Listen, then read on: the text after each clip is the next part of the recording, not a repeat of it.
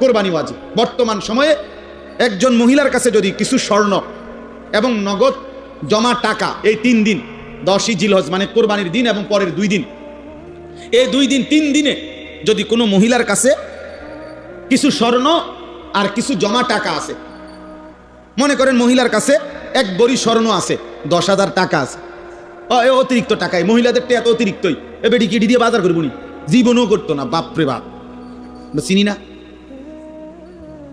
আপনার এগুলো দরকার ফুরানো হয়ে দেবো, গুনে ধরে দেবো দরকার হলে টাকা এগুলো, তাইলে এগুলো আপনার তার কাছে জমা আছে।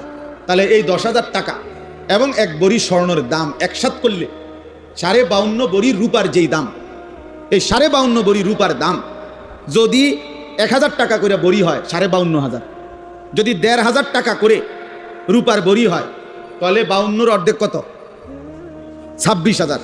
তো তাহলে 52 লগে 26 যোগ করলে 78, হ্যাঁ 78, আরও মনে করেন হেনে 500, এনে 250, 750, তো কত হইল, এই 78,750 টাকা, মনে করেন 1,500 ধরছি সর্বোচ্চ, 1,500 টাকাও যদি রূপের বড়ি হয় তাইলে 78,750 টাকা হয় 52.5 ভরি রূপার দাম।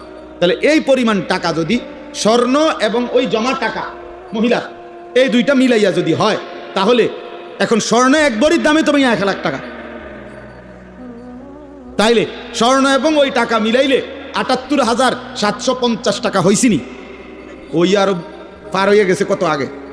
তাইলে এই মহিলার উপরে কোরবানি ওয়াজিব কিনা? নিঃসন্দেহে কোরবানি।